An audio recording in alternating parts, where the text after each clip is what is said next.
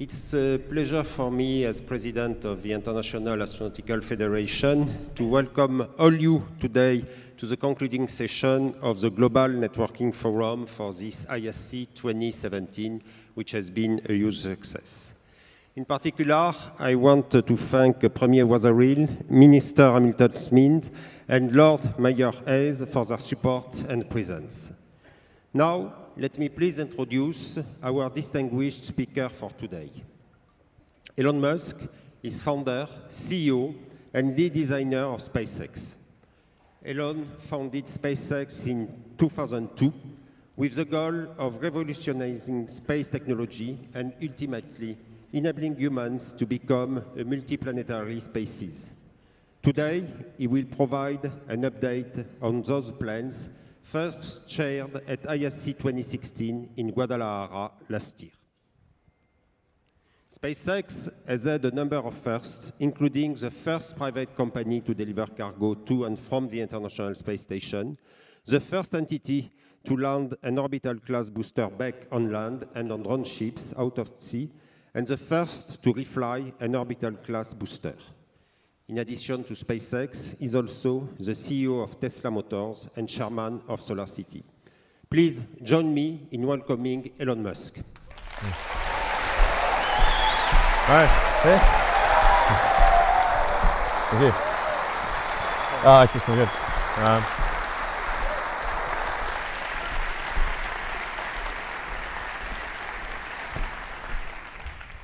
right. So, welcome everyone. And I'm going to talk more about what it takes to become a multi-planet species. And just a brief refresher on why this is important. I think fundamentally, the future is vastly more exciting and interesting if we're a spacefaring civilization and a multi-planet species than if we're not. You want to be inspired by things. You want to wake up in the morning and think the future is going to be great. And that's what being a spacefaring civilization is all about. It's about believing in the future and thinking that the future will be better than the past. And I can't think of anything more exciting than going out there and being among the stars. That's why. So let me go into more detail on becoming multi-planet species. This is the updated design for we're sort of searching for the right name, but the code name at least is BFR.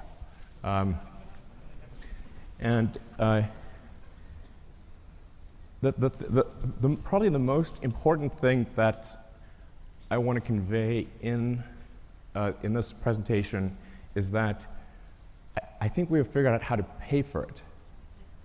This is very important. So, in last year's presentation, we're really searching for what the right way. How do we pay for this thing? We went through various ideas. Kickstarter, collecting underpants. These didn't pan out. But now we think we've got a way to do it, which is to have a smaller vehicle, still pretty big, but one that can serve one that can do everything that's needed in the greater Earth orbit activity. So essentially, we want to make our current vehicles redundant. We want to have one system, one booster and ship that replaces Falcon 9, Falcon Heavy, and Dragon. So if we can do that, then all the resources that are used for Falcon 9, Heavy, and Dragon can be applied to this system. So that's really fundamental. So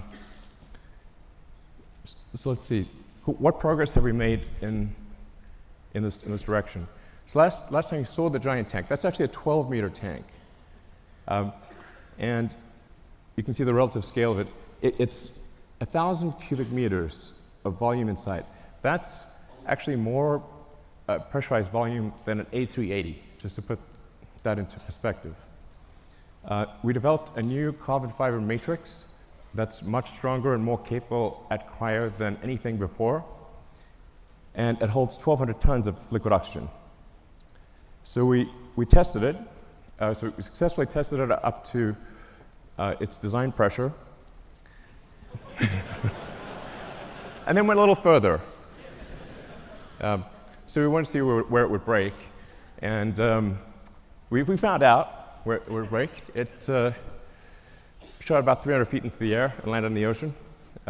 We fished it out, but we've now got a pretty good sense of what it takes to create a huge carbon fiber tank that can hold cryogenic liquid.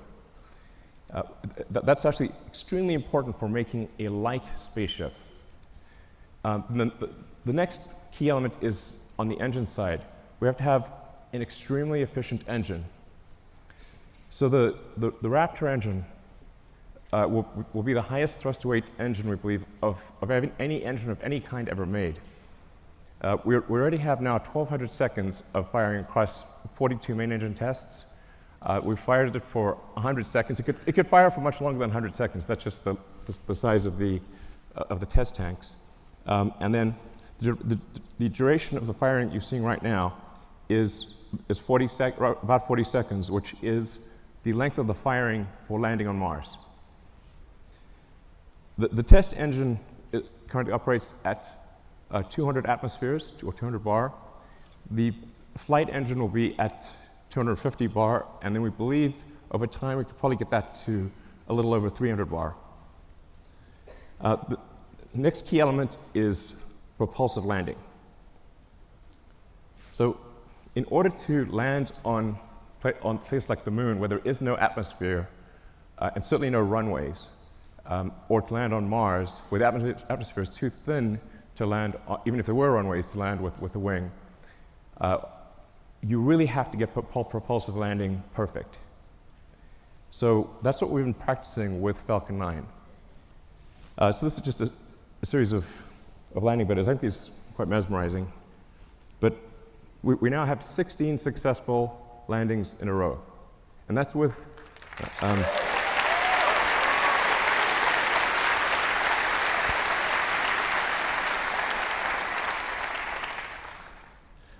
so it's 16 in a row, and that's with really without any redundancy. So Falcon 9 lands on a single engine. And the final landing is always done with a single engine, whereas BFR will always have multi-engine out capability. So if you can get to a very high reliability with even a single engine, and then you can land and then you can land with either of two engines, I think we can get to a landing reliability that is on par with the safest commercial airliners. So you can essentially count on the landing. It's not like you want minimum pucker factor on the landing. So, and it can land with also very high precision. In fact, we believe the precision at this point is good enough for propulsive landing that we do not need legs for the next version.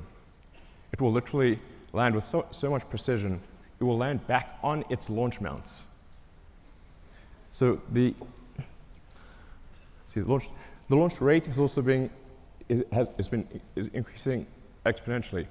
Particularly when you take tanking or refilling on orbit into account, and taking the idea of establishing a self-sustaining base on Mars or the Moon or elsewhere seriously, you need ultimately thousands of ships and tens of thousands of retanking or refilling operations, which means you need many launches per day. You really need to be looking, in terms of how many landings are occurring, you need to be looking at your watch, not your calendar. So while this is quite a high launch rate that we're talking about here, by conventional standards, it's still a very small launch rate compared to what will ultimately be needed. But just for those who are unfamiliar with how many orbital launches occur every year, it's approximately 60 orbital launches occur per year, which means if SpaceX does do something like 30 launches next year, it'll be approximately half of all orbital launches that occur on Earth. The next thing is a key technology is automated rendezvous and docking. So in order to retank or refill the spaceship in orbit, you have to be able to rendezvous and dock with the spaceship with very high precision and transfer propellant. So that's one of the things that we've perfected with Dragon. Dragon 1 will do an automated rendezvous and docking without any pilot control to the space station. Dragon 1 currently uses the Canadarm for the final placement onto the space station. Dragon 2, which launches next year, will not need to use the Canadarm. So Dragon 2 will directly dock with the space station. And it can do so with zero human intervention. You just press go, and it will dock. Dragon has also allowed us to perfect heat shield technology.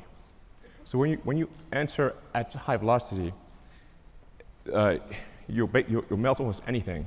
The reason meteors don't reach Earth is they melt or disintegrate before they reach the ground, unless they're very big. So you have to have a sophisticated heat shield technology that can withstand unbelievably high temperatures.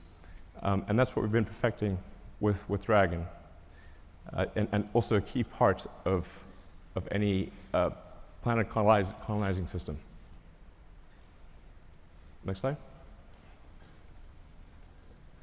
So Falcon 1, this is where we started out. You know, a lot of people really only heard of SpaceX relatively recently. So they may think, say, Falcon 9 and Dragon just instantly appeared, and that's how it always was. But it wasn't. We started off with just a few people who really didn't know how to make rockets.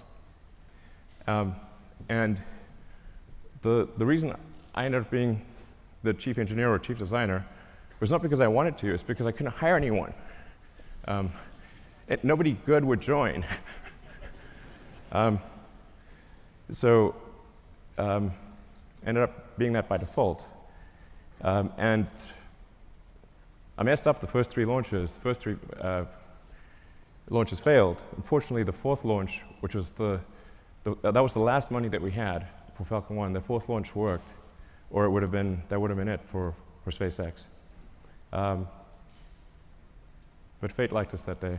So the fourth launch worked. And it's interesting, today is the 9th anniversary of that launch. So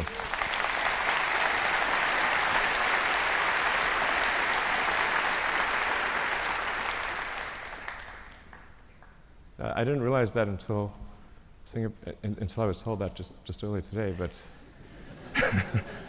it's a very emotional day, actually. But Falcon 1 was quite a small rocket. When we're doing Falcon 1, we're really trying to figure out what is the smallest useful payload that we could get to orbit. I thought, okay, something around half a ton to orbit would be able to launch, that can launch a decent-sized small satellite to low Earth orbit, and that's why we sized Falcon 1. But it's really quite small compared to Falcon 9. So Falcon 9, particularly when you factor in payload, Falcon 9 is many times more, it's sort of on the order of 30 times more payload than Falcon 1. And Falcon 9 has reuse of the primary booster, which is the most expensive part of the rocket, and hopefully soon reuse of the fairing, the big nose cone at the front. So we think we can probably get to something like somewhere between 70 and 80% reusability with the Falcon 9 system. And hopefully towards the end of this year, we'll be launching Falcon Heavy, Falcon Heavy ended up being a much more complex program than we thought. It sounds easy. Let's show Falcon Heavy, actually. It sounds like it should be easy because it's 2 first stages of Falcon 9 strapped on as boosters. It's actually not. We had to redesign almost everything except the upper stage. in order to take the increased loads. So Falcon Heavy ended up being much more a new vehicle than we realized. So it took us a lot longer to get it done. But the boosters have all now been tested, and they're on their way to the Cape Canaveral. And we are now beginning serious development of BFR. So you can see the payload difference is quite dramatic. BFR in fully reusable configuration, without any orbital refueling, we expect to have a payload capability of 150 tons to low Earth orbit. So, and that compares to about 30 for Falcon Heavy, which is partially reusable. Where this really makes a tremendous difference is in the cost, which I'll come to in some of the later slides. So let's go to the next slide. And by the way, so with BFR, you can get a sense of scale by looking at the tiny person there. It's really quite a big vehicle. Main body diameter is about 9 meters or 30 feet. And it consists of the booster is lifted by 31 Raptor engines that produce a thrust of about 5,400 tons, lifting a 4,400 ton vehicle straight up.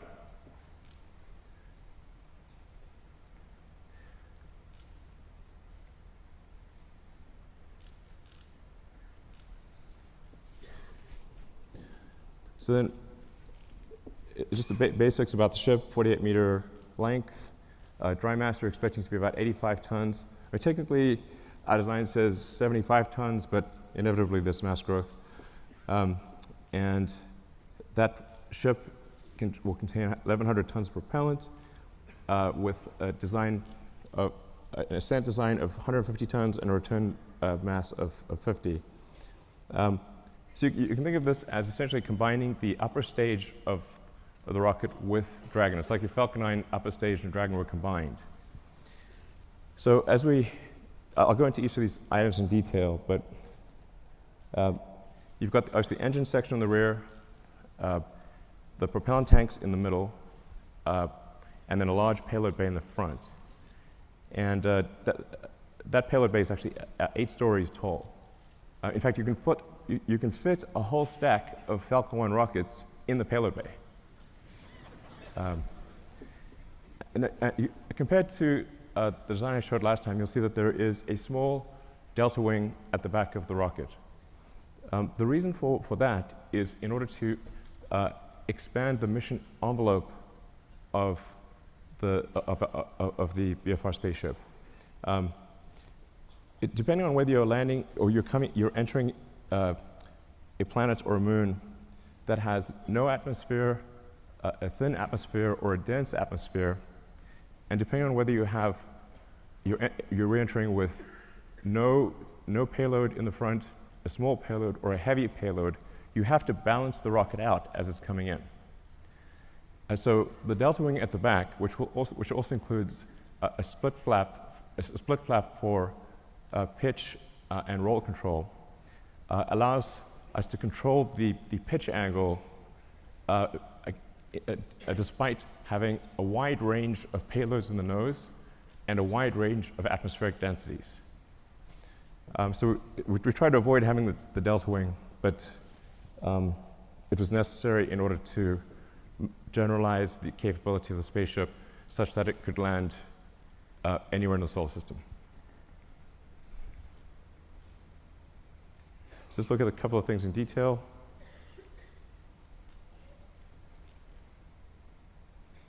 So the cargo area has a pressurized volume of 825 cubic meters. This also is greater than the pressurized area of an A380. So really is capable of carrying a tremendous amount of payload. In a Mars transit configuration, since you'd be taking 3 months in a really good scenario, but maybe as much as 6 months, some number of months, single-digit months, you probably want a cabin, not just a seat. So the Mars transit configuration consists of 40 cabins, and it sort of depends on, you could conceivably have 5 or 6 people per cabin if you really wanted to crowd people in. But I think mostly we would expect to see 2 to 3 people per cabin. And so normally about 100 people per flight to Mars. And then there's a central storage area, galley, and a solar storm shelter, entertainment area, and I think probably a good situation for at least BFR version 1. Then going to the main body of the vehicle, the center body area.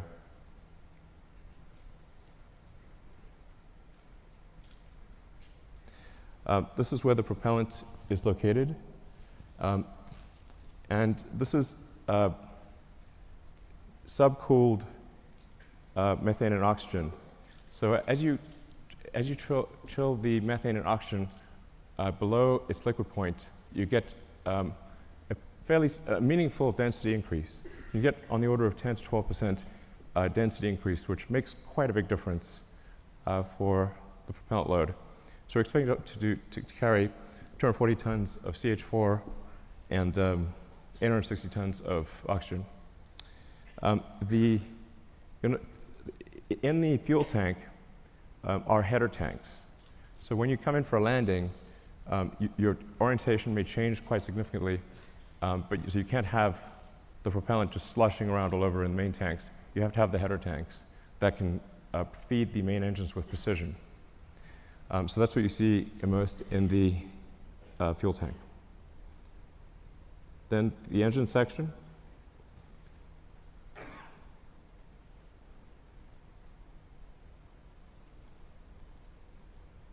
So the ship engine section consists of 4 vacuum Raptor engines and 2 sea level engines. So all 6 engines are capable of gimbaling. The engines with the high expansion ratio have a relatively smaller gimbal area or gimbal range and a slower gimbal rate. The 2 center engines have a very high gimbal range and can gimbal very quickly. And you can land the ship with either one of the 2 center engines. So when you come in for a landing, it will light both engines, but if one of the center engines fails at any point, it will be able to land successfully with the other engine. And then within each engine, there's a great deal of redundancy. So we want the landing risk to be as close to 0 as possible. And then some basic stats about the engines. The sea level engines are about a 330 ISP at sea level. The upper stage engine is 375. Now, this is version 1. So I think over time, there's potential to increase that specific impulse by 5 to 10 seconds. And as I was mentioning, also increase the chamber pressure by 50 bar or so. And then for refilling, where you just saw, the 2 ships would actually mate at the rear section. They would use the same mating interface that they used to connect to the booster on liftoff.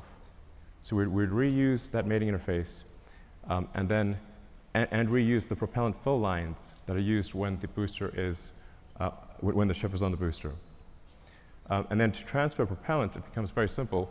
Use control thrusters to accelerate in the direction that you want to empty. So, if you accelerate in this direction, propellant goes that way, and you transfer the propellant very easily into from the tanker to the ship. So going to rocket capability. This gives you sort of a rough sense of rocket capability, starting off at the low end with the Falcon 1 at a half ton, and then going up to BFR at 150. So I think it's important to note that the BFR has more capability than Saturn V, even with full reusability.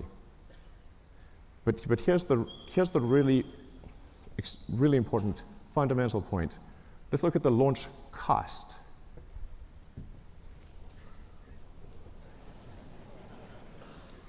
The order reverses.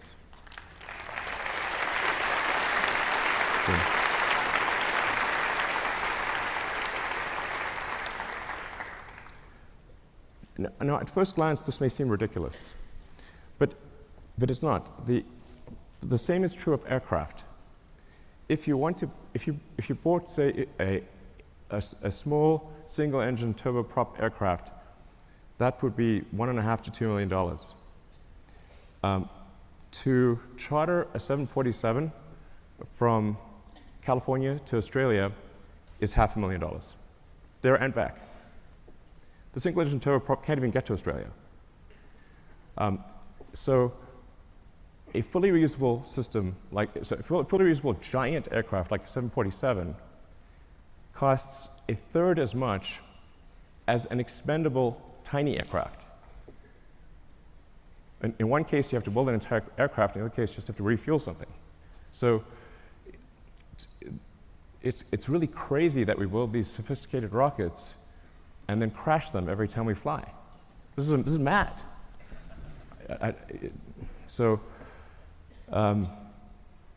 Yeah, this is I can't emphasize how profound this is and how important reusability is.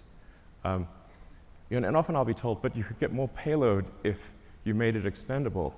And so yes, you could also get more payload from an aircraft if you got rid of the landing gear and the flaps and just parachute it out when you got to your destination. But that would be crazy, and you would sell 0 aircraft. So reusability is absolutely fundamental. Now I want to talk about the value of orbital refilling. This is also extremely important. So if you just fly BFR to orbit and don't do any refilling, it's pretty good. You'll get 150 tons to low Earth orbit and have no fuel to go anywhere else. However, if you send up tankers and refill in orbit, you can refill the tanks all the way to the top and get 150 tons all the way to Mars. And if the tanker has high reuse capability, then you're just paying for the cost of propellant. And the cost of oxygen is extremely low, and the cost of methane is extremely low. So if that's all you're dealing with, the cost of refilling your spaceship on orbit is tiny, and you can get 150 tons all the way to Mars. So automated rendezvous and docking and refilling, absolutely fundamental. So then getting back to the question of how do we pay for this system, this was really, as I said, quite a profound, I wouldn't call it a breakthrough, but realization that if we can build a system that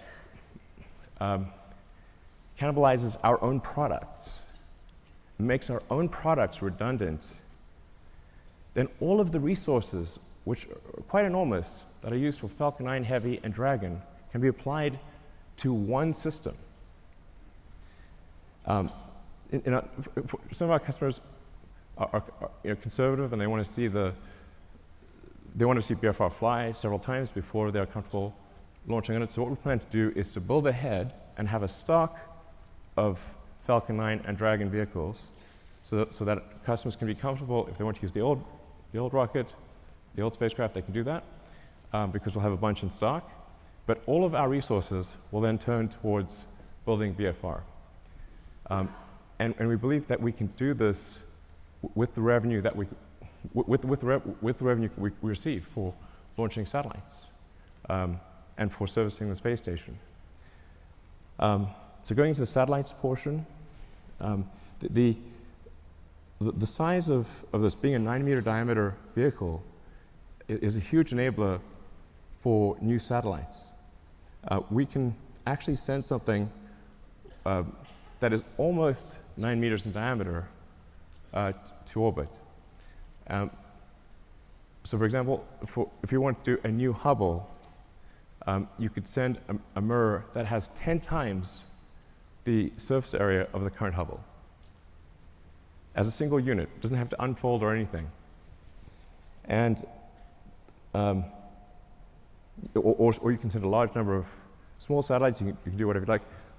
You can actually also go around and, if you wanted to collect old satellites or clean up space debris, you can just use the sort of tromper over there and go around and collect satellites or collect space debris if you want. So that may be something we have to do in the future. But that fairing would open up and retract and come back down. So it enables launching of Earth satellites that are significantly larger than anything we've done before, or significantly more satellites at a time than anything that's been done before. It's also intended to be able to service the space station.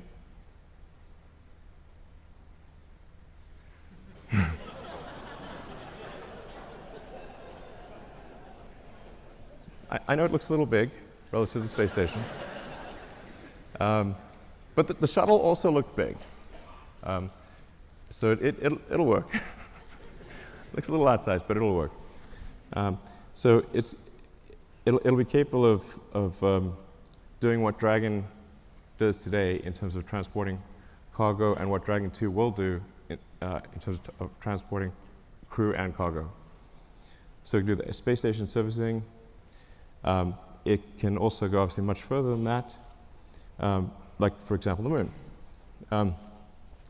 Based on the calculations we've done, we can actually do lunar surface missions with no propellant production on the surface of the Moon.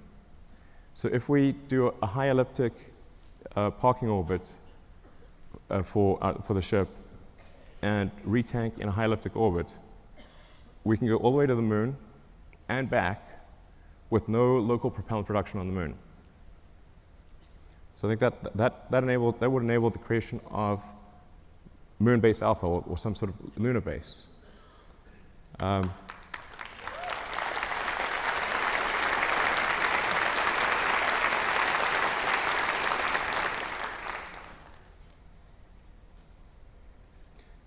Yeah, it's quite captivating. So you can also see, for example, how do you transfer cargo from the cargo bay down to the ground is a crane. It's not very complicated.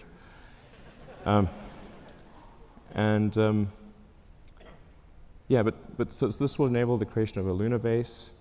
And it's 2017. I mean, we should have a lunar base by now. What the hell's going on?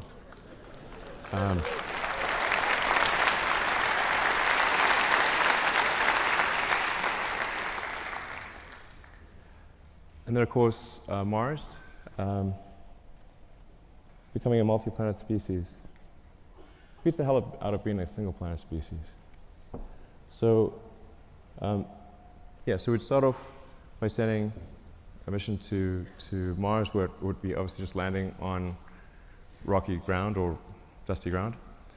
And it's the same approach that I mentioned before, which is you send the spaceship up to orbit, you retank it or refill it until it has full tanks, and it travels to Mars, lands on Mars. For Mars, you will need local propellant production. But Mars has a CO2 atmosphere and plenty of water ice. That gives you CO2 and H2O, so you can make, therefore, CH4 and O2 using the Sabatier process, or some, probably Sabatier process. And I should mention that long term, this can also be done on Earth. So sometimes I get some sort of criticism for why are you using combustion in rockets and you have electric cars? I'm like, well, there isn't some way to make an electric rocket. I wish there was. But in the long term, you can use solar power to extract CO2 from the atmosphere, combine it with water, and produce fuel and oxygen for the rocket. So the same thing that we would do on Mars, we could do on Earth in the long term. But that's essentially what happens. Similar to the Moon, you land on Mars. the tricky thing with Mars is we do need to build a propellant depot to refill the tanks and return to Earth. But because Mars has lower gravity than Earth, you do not need a booster. So you can go all the way from the surface of Mars to the surface of Earth just using the ship. Albeit you need to go to a max payload number of about 20 to 50 tons for the return journey to work. But it's a single stage all the way back to Earth. And I'll show you so this is a true physics simulation. This will last about a minute. So you come in, you're entering very quickly, going 7.5 kilometers a second. For Mars, there will be some ablation of the heat shield. So it's just like a sort of brake pad wearing away. It is a multi-use heat shield, but unlike for Earth operations, it's coming in hot enough that you will see some wear of the heat shield. But because Mars has an atmosphere, albeit not a particularly dense one, you can remove almost all the energy aerodynamically. And we've proven out supersonic retropropulsion many times with Falcon 9, so we feel very comfortable about that. This is because it's sort of, you can see it's sort of a mesh system. It's not meant to be sort of particularly pretty because it's just trying to simulate the physics of it. But the size of the cone gives you a rough approximation for how much thrust the engines are producing.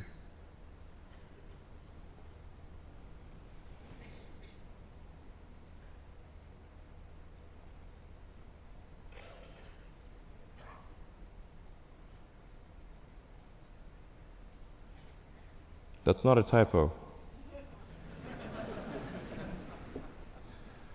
Although it is aspirational.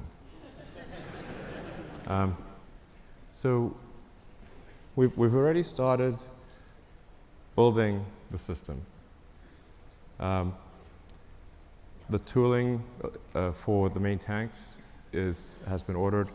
The facility is being built.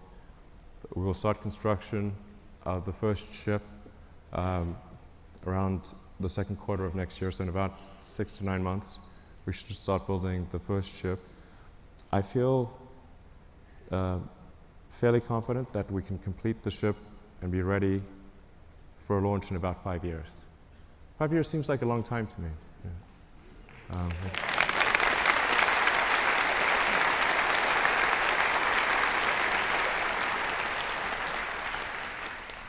And the area under the curve of resources over that period of time should enable this time frame to be met. But if not this time frame, I think pretty soon thereafter. But that's our goal, is to try to make the 2022 Mars rendezvous. The Earth-Mars synchronization happens roughly every 2 years. So every 2 years, there's an opportunity for to fly to Mars. So then in 2024, we want to try to fly 4 ships, 2 of which would be crewed, and 2 cargo and 2 crew. The goal of these initial missions is to find the best source of water. That's for the first mission, and then the second mission, the goal is to build the propellant plant. So we should, particularly with 6 ships, there have plenty of landed mass to construct the propellant depot, which will consist of a large array of solar panels, very large array, and then everything necessary to mine and refine water, and then draw the CO2 out of the atmosphere, and then create and store deep cryo CH4 and O2. Then build up the base, starting obviously with one ship, then multiple ships, then start building out the city, then making the city bigger, even bigger.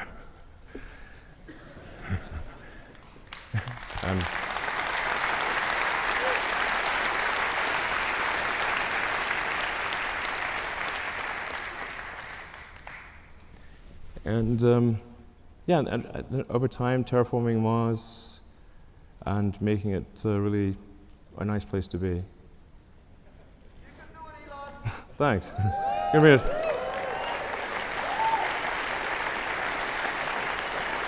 But I think that's quite a beautiful picture.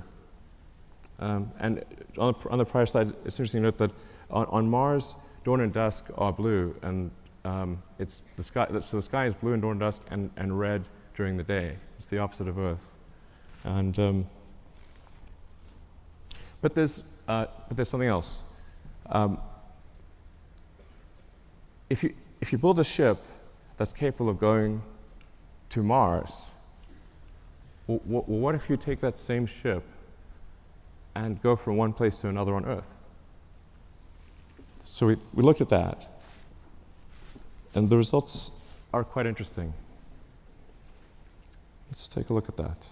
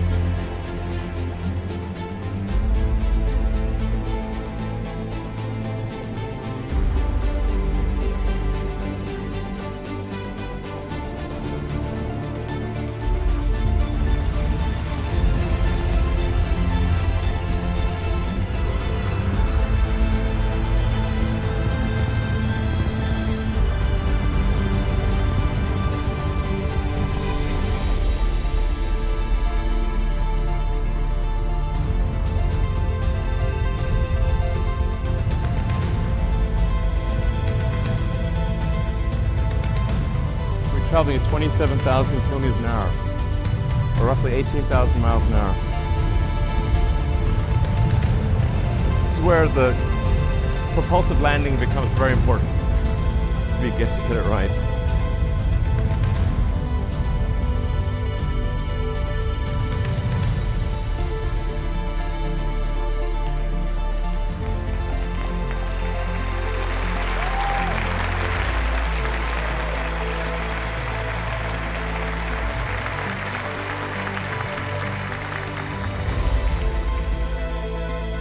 So most of what people consider to be long-distance trips would be completed in less than half an hour, which is...